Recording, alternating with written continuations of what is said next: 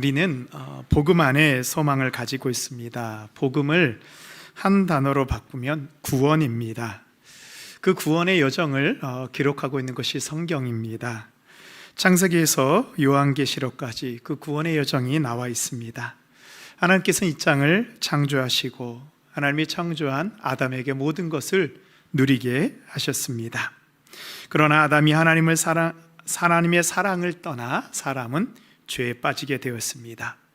죄로 인해 심판받아야 하는 우리를 하나님께서는 끝까지 사랑하시어 죽을 수밖에 없는 우리를 구원하시기 위해서 예수 그리스도를 인간의 몸으로 이 땅에 보내주셨습니다. 인간의 몸을 입으신 예수님께서 그 십자가의 고통을 다 당하시고 죽으심으로 말미암아 우리의 죄가 용서를 받고 구원을 받게 되었습니다. 이제 하나님께서는 세상의 모든 악을 완전히 멸하시고 악을 심판하시는 종말의 때를 우리에게 약속해 주셨습니다. 예수님이 이 땅에 다시 오시는 재림의 날에 세상의 모든 악을 멸하시고 하나님 나라 천국을 우리에게 완성해 주실 것을 말씀해 주셨습니다. 이게 바로 복음입니다. 그래서 복음은 창조와 타락, 심판과 구원, 종말과 하나님의 나라라고 말할 수 있습니다. 이 복음의 여정이 성경 66권 속에 담겨져 있습니다. 그래서 창세기에서 요한계시록까지 우리는 이것을 하나님의 약속으로 믿고 있습니다. 성경 66권이 모두 은혜가 되지만 복음에 대해서 그 복음의 정수를 잘 담고 있는 책이 있는데요, 로마서입니다. 이 복음의 완성을 말하는 책이 요한계시록입니다. 이렇게 중요한 로마서와 요한계시록이 있지만 사실 교회의 현실에서는 어렵고 잘 읽히지 않는 책이 로마서와 요한계시록입니다. 그래서요, 이 목회자들이 자신의 평생에서 꼭 말씀을 전하고 싶은 책 두 권을 꼽으라고 한다면 이 로마서와 요한계시록을 꼽습니다. 그렇지만 쉽게 전하지 못하는 책이 이 두 권이기도 합니다. 저도 신구약 성경을 균형 있게 전하기 위해서 노력하는데요, 부분적으로 설교는 했지만 아직 전체를 다 다루지 못한 성경인 바로 로마서와 요한계시록입니다. 먼저 로마서는 복음의 정수, 복음의 핵심을 담고 있습니다. 사도 바울이 초대교회를 바로 세우기 위해서 복음을 정리한 책이 그 서신서가 로마서이지요. 로마서를 통해서 초대교회가 바르게 세워지게 되었고 이단으로부터 교회를 지켰습니다. 로마서를 통해서 잘못된 길을 가던 교회가 진리의 길을 가게 되었습니다. 루터의 종교개혁도 로마서 1장 17절에 오직 의인은 믿음으로 살리라라는 그 말씀을 붙잡고 시작되었습니다. 20세기 종교개혁가라고 일컬어지는 신학자 칼 바르트는 1차, 2차 세계대전 이후에 하나님의 말씀을 인간의 지성과 이성으로 100% 이해할 수 있다고 해석할 수 있다라고 말하는 자유주의 신학으로부터 성경이 인간의 언어가 아닌 하나님의 계시라는 신학을 바로 세웠던 것도 바로 이 로마서 강해를 통해서였습니다. 그래서 로마서를 제대로 설교할 수 있는 사람은 복음을 제대로 전할 수 있는 설교자입니다. 또 하나의 책이 요한계시록입니다.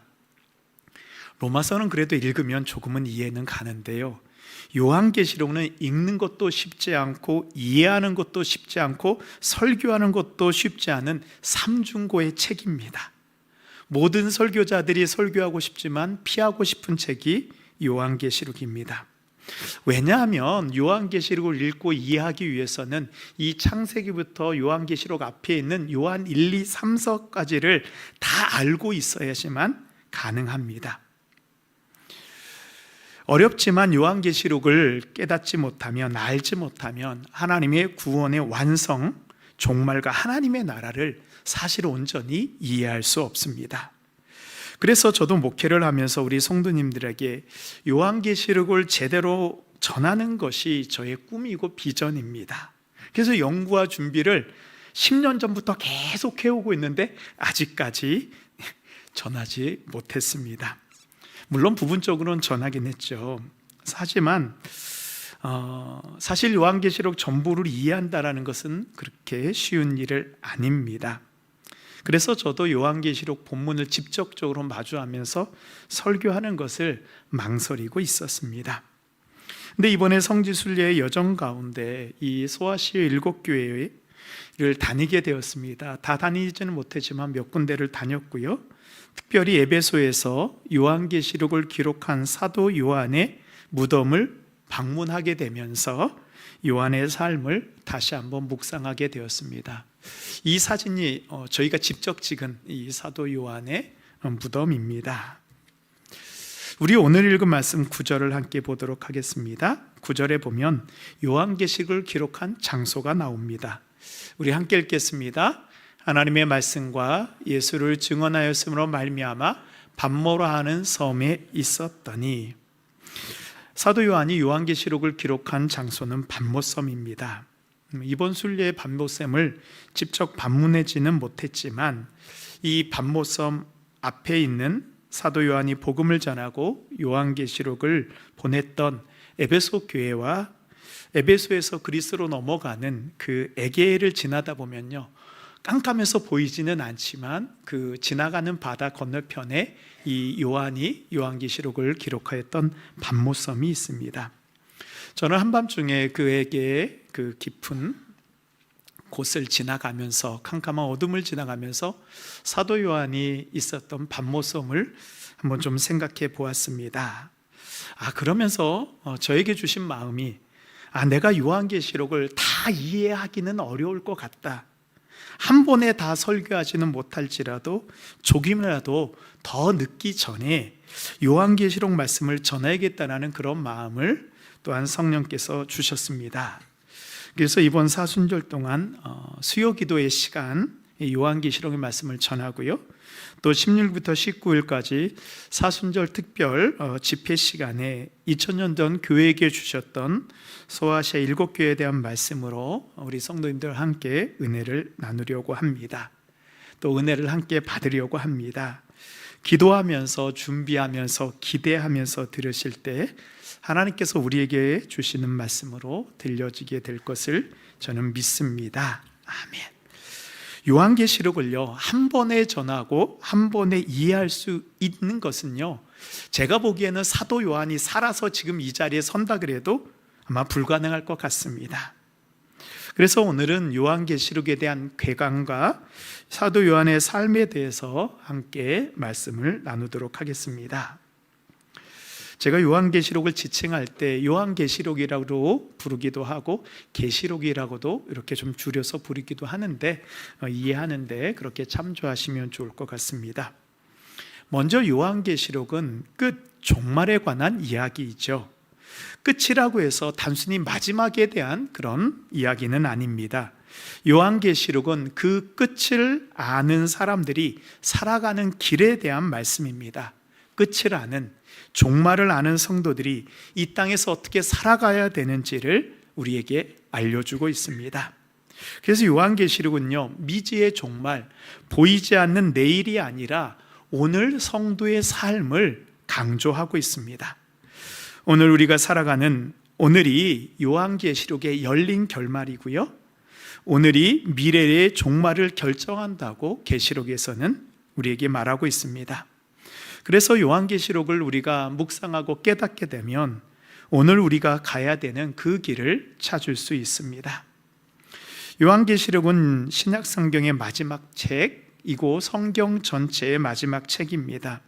태초부터 시작된 하나님의 구원의 역사, 구속의 역사가 이제 마지막 때 예수님의 재림으로 마무리가 됩니다.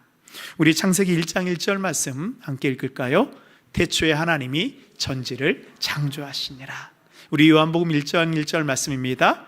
태초에 말씀이 계시니라. 이 말씀이 하나님과 함께 계셨으니 이 말씀은 곧 하나님이시니라. 아멘. 요한계시록 22장 20절입니다. 이것들을 증언하신 이가 이르시되 내가 진실로 속히 오리라 하시거늘 아멘. 주 예수여 오시옵소서. 아멘. 태초에 하나님이 천지를 창조하시고 태초에 말씀이 육신이 되어 오신 예수 그리스도, 이것들을 증언하신 예수 그리스도가 이르시되 내가 진실로 속히 오리라. 예수 그리스도의 재림이잖아요. 그래서 구속의 역사가 예수 그리스도의 재림으로 완성됩니다. 태초에 시작된 말씀이 성경에 기록되었고요, 구약의 많은 예언자들 예레미야, 이사야, 에스엘, 다니엘, 스가랴가 말했던 심판과 종말에 대한 여호와의 날, 예수님께서 선포하셨던 회개하라 천국이 가까이 왔느니라 라는 천국 말씀의 그 선포가 이 요한계시록에서 완성이 됩니다. 그래서 어떤 신학자는 이렇게까지 얘기했습니다. 이 책보다 더 복된 책은 없고, 이 요한계시록보다 더 장엄한 책은 없고, 요한계시록보다 더 은혜로운 책은 없고, 요한계시록보다 더 영광스러운 책은 없다라고까지 이야기를 하였습니다. 그래서 우리가 요한계시록을 깊이 묵상하게 되면 하나님이 완성하실 새하늘과 새 땅에 대한 그 환상을 우리도 함께 공유할 수 있게 됩니다. 새하늘과 새 땅을 우리가 볼 수 있게 돼요. 무엇보다도 이 땅의 교회, 요한계시록 교회를 위한 책이거든요. 이 땅의 교회, 우리 성도들, 우리 동신교회가 얼마나 존귀하고 영광스러운 교회인지를 우리는 깨닫게 됩니다. 이렇게 요한계시록은 참 좋은 책이지만 안타깝게도 또한 요한계시록은 편견과 오해의 책이기도 합니다. 많은 분들이요, 요한계시록 생각하면 떠오르는 단어가 있어요. 무슨 단어죠? 어렵다, 무슨 말인지 모르겠다, 그리고 읽다 보면 두렵다라는 것입니다. 그렇지만 조금만 알고 되면요, 사실은 그렇게 어렵지 않고요, 우리가 깨닫게 되면 불안과 공포가 아니라 위로와 용기를 주는 책이 됩니다. 왜 그런지 이유가 있습니다. 요한계시록은요, 당장 우리의 현실적인 삶에 대한 모든 충족을 다 채워주지는 않습니다. 그러나 우리의 인생의 궁극적인 운명, 우리 인생의 마지막이 무엇인지를 우리에게 말해주고 있습니다. 그래서 요한계시록을 읽으면 현실의 삶에서의 어려움에서 위로를 받게 되고요, 또한 우리가 믿음으로 어떻게 살아가야 되는지에 대한 용기를 얻게 됩니다. 그리고 마지막 날 종말의 때가 되면 결국은 교회가 승리하고 성도가 승리하고 그 마지막 내가 승리하는 그 시각으로 이 땅을 살아갈 수 있게 됩니다. 그래서요, 요한계시록을 읽으면 우리가 이 땅의 시선이 아니고 하나님의 나라의 시선, 하늘의 시선으로 이 땅을, 우리의 삶을 조망할 수 있게 해줍니다. 또한 요한계시록 우리가 읽다 보면요, 우리의 유한한 시간이 아니고 영원한 시간의 관점을 우리에게 가지게 해줍니다.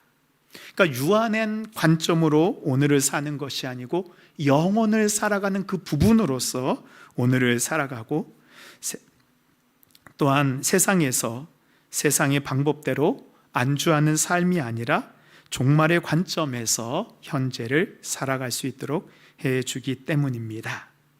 그래서 요한계시록은요, 각각의 시대마다, 각각의 상황마다 요한계시록을 읽는 사람들에게 희망을 우리에게 주고 있습니다. 진짜 희망을, 바로 하나님의 말씀이 우리에게 희망이라는 것을 우리에게 전해주고 있습니다. 그런데 어떤 사람들은요, 계시록은 위험하기 때문에 함부로 읽어서는 안 된다, 잘못 해석해서는 안 된다라는 말을 우리가 많이 들었습니다. 물론 그것은 요한계시록을 잘못 읽어서, 여기서 잘못 읽었다라는 말은 잘못 해석했다라는 뜻입니다. 요한계시록을 잘못 해석했기 때문입니다. 요한계시록에 나오는 많은 상징과 단어들을요, 자신들의 의도를 가지고 자신들의 뜻대로 해석했기 때문에 요한계시록을 오독하게 되는 것입니다. 잘못 읽게 되는 것입니다. 그것 때문에 많은 이단들이 생겼고요, 지금도 이단들이 가장 좋아하는 책이 바로 요한계시록입니다. 가장 요한계시록을 가지고 이용하는 그런 이단들이 시한부 종말론을 주장하는 사람들입니다. 이 시한부 종말론은 단어의 뜻과 같이 종말이 얼마 남지 않았다고 사람들을 미혹하는 것입니다. 성경의 특정 구절을요, 이 자의적으로 해석하는 것입니다. 그래서 세상의 끝날을 자신들은 해석해낼 수 있다는 것입니다. 우리가 그것을 경험했잖아요. 1992년 10월 25일 다미성교회가 밤 12시에 예수님이 재림하여 휴거가 일어날 것을 주장하면서 그들은 흰 옷을 입고 찬양을 하며 예배하였습니다. 그러나 세상에 종말은 오지 않았습니다. 예수님은 재림하지 않았습니다. 이 시한부 종말론의 문제는 세상이 곧 멸망한다라는 공포를 심어주어서 성도들이 일상적인 생활을 하지 못하고 그 시한부 종말론에 묶이게 되는 것입니다. 일종의 종말 공포 마케팅과 같습니다. 신천지 같은 그런 이단도요, 시한부 종말론자들과 같은 궤를 가지고 있습니다. 계시록에 나오는 단어나 숫자들, 그런 상징들을 가지고 자신들의 것으로 이용을 하는 것입니다. 그런데 예수님께서 이 시한부 종말론자들과 같은 이단들이 생길 것을 아시고 예수님께서 종말의 때에 대해서 이렇게 말씀하셨습니다. 마태복음 24장 36절 말씀입니다. 우리 함께 읽겠습니다. 그러나 그 날과 아들도 모르고 오직 아버지만 아시느니라. 아멘. 하늘의 천사들도 아들도 예수 그리스도도 모르고 오직 하나님만 아신다. 그러니까 예수님께서도요, 종말에 대해서는 언제 어느 때라고 말씀하지 않았습니다. 그럼 예수님이 왜 종말의 때에 대해서 말씀하지 않으셨을까요? 그러나 예수님은 종말의 때는 말씀하시지 않았지만 이 땅에 종말이 있는 것을 말씀하셨습니다. 하나님의 백성이 이 땅에 종말이 있음을 알고 우리가 이 땅에서 종말을 준비하며 현재를 어떻게 살아가야 되는지 깨닫게 하기 위해서 예수님께서는 종말을 우리에게 말씀해 주셨습니다. 그래서 우리가 이 종말을 바라보는 우리의 그 믿음의 관점은 주님이 곧 오실 것을 기억하며 오늘 밤에, 아니 내일 밤에 주님이 오셔도 부끄러움을 당하지 않도록 거룩한 삶을 살도록 결단하는 것이 바로 종말론이 우리 성도들에게 주는 은혜입니다. 물론 요한계시록에 나오는 그런 상징은 좀 어렵고 난해합니다. 그런데 우리가 요한계시록이 좀 어렵다고 해서 자꾸 지나치게 되면은 정말로 그 하나님의 나라의 완성을 온전히 이해하기가 어렵습니다. 난해하다고 자꾸 경계하고 뒤로 물러나게 되는 것이 또한 요한계시록을 우리가 제대로 읽지 못하는 그런 어려움입니다. 그래서 저는 우리 성도님들한테 권합니다. 조금 어렵더라도 부딪혀 보십시오. 요한계시록을 1장부터 22장까지 그 뚫고 나가 보면요, 이제 그 요한계시록의 상징과 그 단어들의 의미를 우리가 알게 된다면 이제 이단들이 잘못 전하는 종말도 분별할 수 있게 되고요, 우리가 맞이하게 되는 그 종말에 대한 자신을 가지게 됩니다. 종말에 대한 사모함과 감사가 있게 되는 것입니다. 더 이상 요한계시록이 두려운 책이 아니라 은혜의 책으로 바뀌게 되는 것입니다. 요한계시록의 상징과 그런 단어들이 어려운 이유는요, 그 요한계시록에서는 이 구약의 예언서들을 500번 이상 인용을 합니다. 그러니까 요한계시록의 3분의 2 이상이요, 이 구약의 예언서와 다 관계가 있습니다. 그러니까 요한계시록에 나오는 상징과 단어들은요, 다 구약 성경의 예언서들을 이해할 수 있어야지만 제대로 읽을 수 있게 되는 것입니다. 그래서 요한계시록이 좀 어렵습니다. 그렇다고 해서 우리가 요한계시록을 포기할 수는 없습니다. 한번 우리가 요한계시록을 한번 뚫고 나가봤으면 좋겠습니다. 그리고 어떤 분들은 요한계시록을 개인적으로 또 공부하는 분들도 있습니다. 내가 요한계시록을 조금 이해했다고 해서 나는 이제 요한계시록을 이해할 수 있어 라는 자신감을 가지는 것도 어떻게 보면 오만함일 수도 있습니다. 왜냐하면 계시는 우리에게 전부 다 열린 것이 아닙니다. 하나님께서 우리의 믿음에 맞춰서, 우리의 지식에 맞춰서 그 계시를 조금씩 열어주기 때문입니다. 그래서 자꾸 우리가 요한계시록을 읽을 때 종말의 때가 언제인가라는 것에 우리가 매달리는 것이 아닙니다. 요한계시록에서 중요한 것은 종말이 언제 일어날 것인가를 말하지 않습니다. 요한계시록은 그 종말이 누구의 손에 달려 있는지, 바로 누구의 권위 아래에 있는지를 우리에게 알려주기를 원합니다. 종말의 때가 아니고요, 종말이 누구의 손에 붙잡혀 있는지를 요한계시록은 우리에게 알려주기를 원합니다. 요한계시록 우리 7장 10절 말씀 우리 함께 읽도록 하겠습니다. 시작. 큰 소리로 외쳐 이르되 구원하심이 보좌에 앉으신 우리 하나님과 어린 양에게 있도다 하니. 아멘.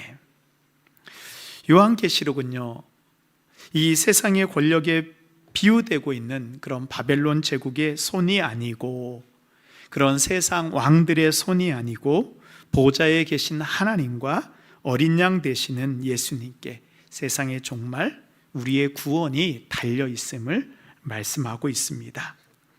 그래서 요한계시록의 진정한 저자 되시는 성령께서 우리에게 임하여서 우리가 말씀을 깨달을 수 있도록 지혜와 지식을 부어 주셔야 됩니다.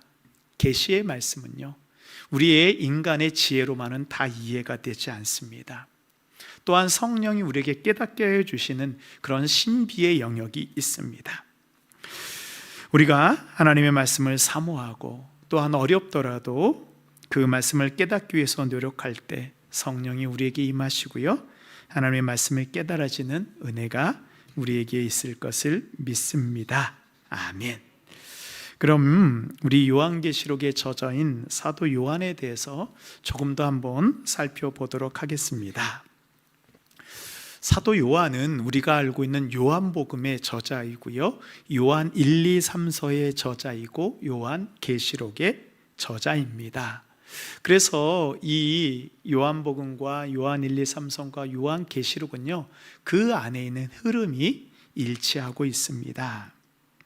한번 사도 요한이 어떤 사람이었는지 우리가 한번 좀 살펴보면, 예수님의 제자가 몇 명이었죠? 12명이었습니다. 사도 요한은 예수님의 제자 가운데서도 가장 가까운 제자였습니다. 예수님의 제자 중에서 가장 가까운 이너서클에 있는 3명의 제자가 있었습니다. 베드로, 야고보, 요한이었습니다. 그래서 예수님께서는요, 당신의 생애 가운데 특별한 사역을 할 때에는 꼭 이 3사람을 함께 동행하였습니다. 회당장 야이로의 딸을 살릴 때나, 변화산에 올라가실 때나, 겟세마네 동산에서 기도하실 때 다른 제자들은 함께하지 않았지만 요한과 이 3명의 제자들은 늘 데리고 가셨습니다. 마태복음 17장 1절 말씀에 보시면, 엿새 후에 예수께서 베드로와 야고보와 그 형제 요한을 데리시고 따로 높은 산에 올라가셨더니, 이 마태복음 17장은요, 이 변화산 사건에 대한 말씀입니다. 예수님께서 베드로, 야고보, 요한을 데리고 따로 높은 산, 여기서 높은 산은 물론 거기에 있는 변화산을 의미하기도 하지만 예수님의 생애 가운데서 비밀한 것을 의미하기도 합니다.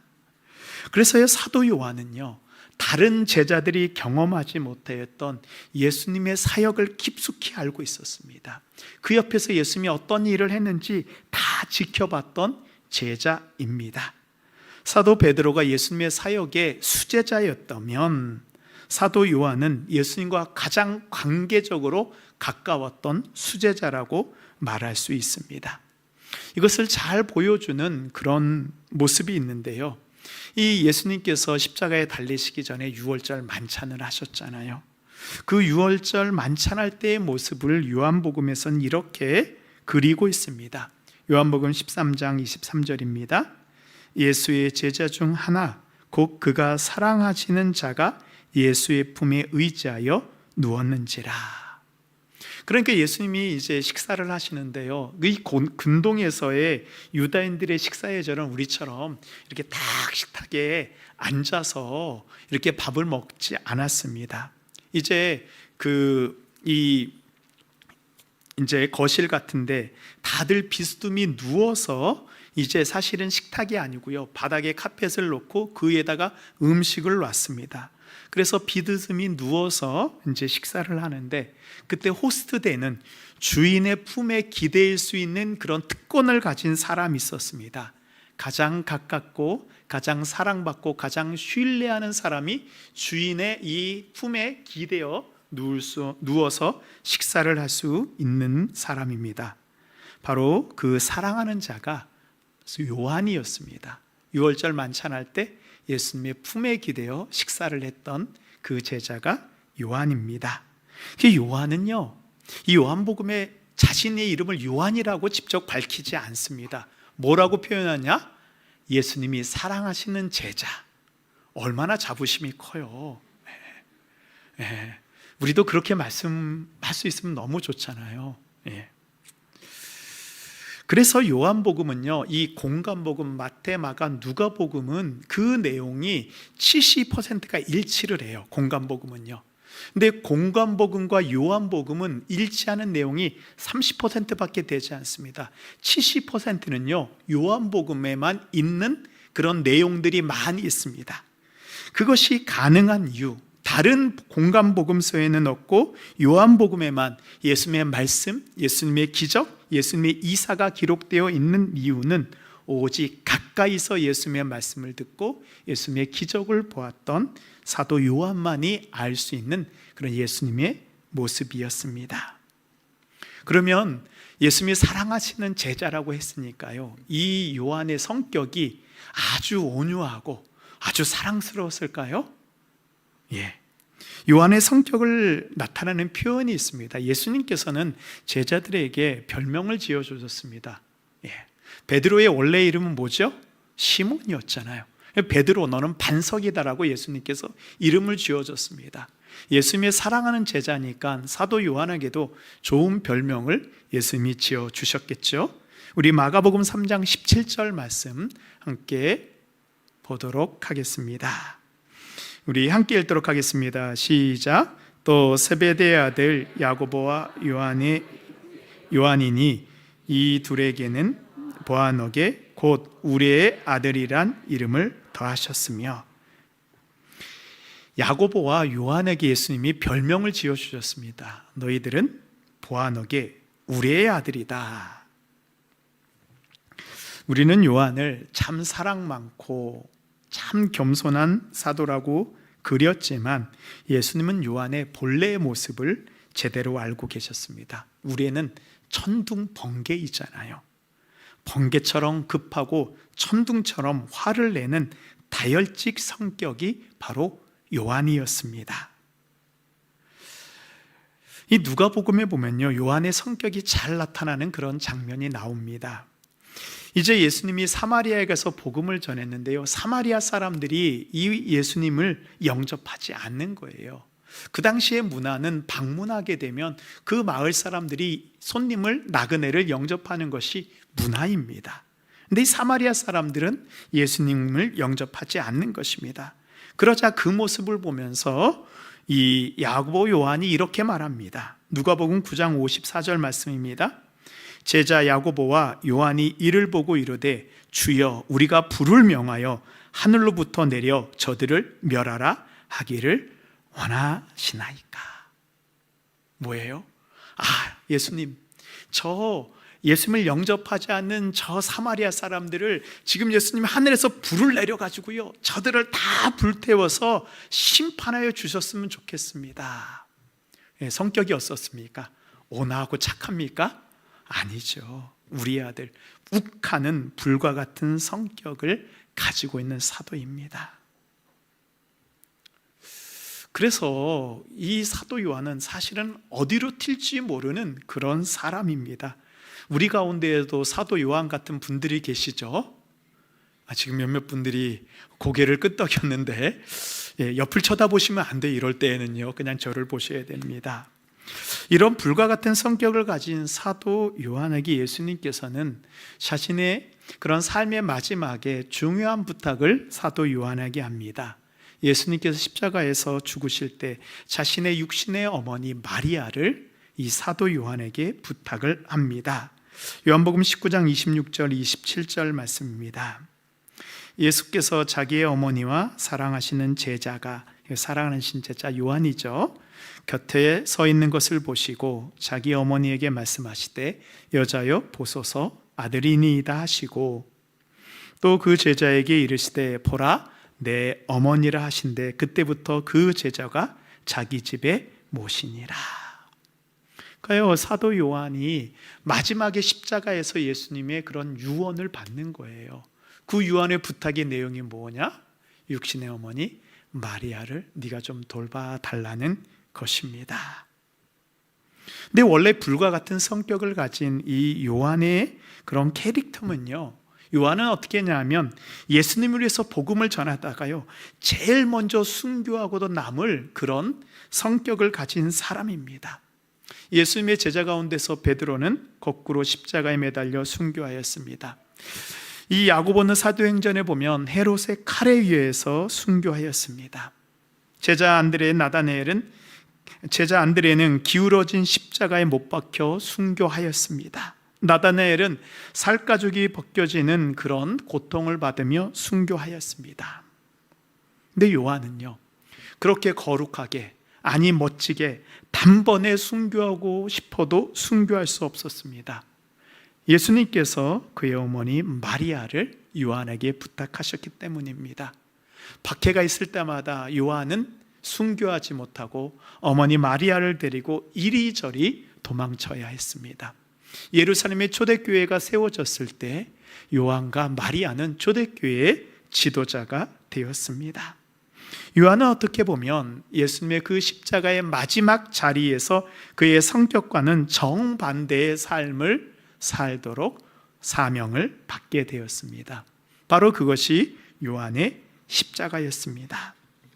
이제 다른 모든 사도들이 순교하였을 때 요한은 밤모섬으로 유배를 당하게 되었습니다. 그리고 밤모섬의 동굴에서 이 요한계시록을 기록하였습니다. 그의 나이가 한 90세에서 95세 정도 되었을 때, 거의 100살이 다 되었을 때입니다. 그때 초대교회는 로마 황제 도미티아누스에 의해서 큰 박해를 당하게 됩니다. 이전에는 한 번도 경험하지 못한 교회의 뿌리가 흔들릴 정도의 큰 박해가 임하게 되었습니다. 성도들은 박해로 고난당하고 뿔뿔이 흩어졌습니다. 교회의 근본부터 흔들리는 큰 어려움이 찾아왔습니다. 이런 위기의 시기에 하나님께서는 사도 요한을 남겨두셨습니다. 예수님과 함께 공생애를 살았고, 또한 온 땅에 복음을 전하였고, 초대교회를 세운 사도 요한만이 이 마지막 어려움의 시대에 사명을 감당할 수 있었습니다. 요한은요, 그의 전생애를 통하여서 예수님과 함께하고 복음을 전하고 교회를 세웠던 그의 경험을 통해 성도와 교회가 이 경험하지 못했던 그런 박해의 시대를 어떻게 견뎌야 되는지, 또한 이 악의 종말이 어떻게 임하게 되는지를 예언할 수 있는 그런 준비된 사람이었습니다. 그래서 사도 요한은요, 그의 마지막 때 이제 하나님이 주시는 환상을 보면서 이렇게 말하고 있습니다. 우리 계시록 1장 9절 말씀 우리 함께 읽겠습니다. 나 요한은 너희 형제요 예수의 환난과 나라와 참음에 동참하는 자라. 하나님의 말씀과 예수를 증언하였으므로 말미암아 밤모라 하는 섬에 있었더니. 아멘. 1장 9절의 말씀을 통해서 지금 이 요한과 초대교회가 처하고 있는 상황을 우리는 엿볼 수 있습니다. 먼저 요한은 너의 형제라고 말합니다. 즉, 이 일을 함께 헤쳐나갈 수 있는 그런 사람이라는 뜻입니다. 예수의 환난과 나라와 참음에 동참하는, 지금 초대교회가 당하고 있는 환난, 그러나 그 가운데서 하나님 나라를 바라보며 참음 인내에 동참할 수 있는 자라고 자신을 소개하고 있습니다.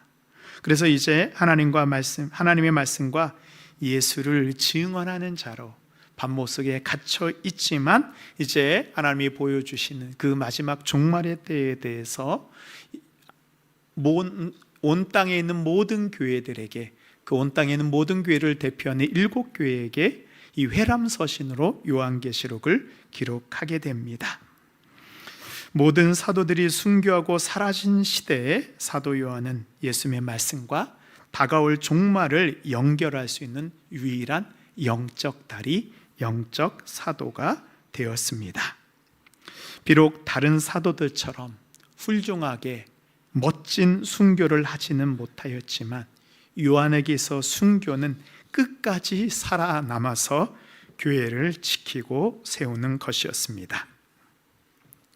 우리가 요한계시록을 읽으면서 우리가 믿음으로 살아간다는 것이 무엇인지 우리는 요한의 삶을 통해서 깨달아야 합니다. 한 번의 멋진 신앙을 지키는 것도 참 훌륭합니다. 한 번의 멋진 결단을 하는 것도 훌륭한 삶입니다. 그렇지만 주님의 말씀을 위해서 믿음으로 이 땅에서 끝까지 버티는 것이 바로 종말의 때를 살아가는, 우리가 지켜야 되는 믿음이고 우리가 걸어가야 되는 믿음의 길입니다. 전승에 따르면 이 사도 요한은 에베소에서 그가 마지막에 죽을 때 스스로 무덤을 만들고 그 속에 들어갔다라고 전해지고 있습니다. 믿음의 순교가 무엇인지 끝까지 살아남아서 하나님 나라에 대해서 전하고 주님이 부르실 때가 되었을 때 내가 주님 앞에 나아가는 것, 순교는 죽어서만이 순교가 아닙니다. 믿음을 지키면서 끝까지 나의 자리에서 복음을 지키는 것이 바로 순교이고 십자가입니다. 십자가를 지고 나를 따르라는 것은 한 번 십자가를 지나는 것이 아닙니다. 예수님께서 십자가를 지고 나를 따르라고 했을 때에는 그 단어가요, 진행형이에요. 어제 한 번 지고 오늘 한 번 지고 끝나는 것이 아닙니다. 어제도 지고 오늘도 지고 내일도 지는 것이 바로 십자가입니다. 요한계시록은 미래의 일만 이야기하고 있지 않습니다. 어제의 일을 이야기하고요, 오늘의 일을 이야기하고 장차 일어난 일을 말씀하고 있습니다. 그래서 예수님께서 과거에도 계셨고 지금도 계시고 장차 오실 이라고 말씀하셨습니다. 그렇습니다. 오늘 우리도요, 요한계시록을 우리가 시작하면서 우리의 삶의 자리에서 진정한 믿음을 지키는 것이 무엇인지 끝까지 내가 십자가를 내려놓지 않고 믿음을 지키는 우리 모든 성도님들이 되시기를 바랍니다. 아멘.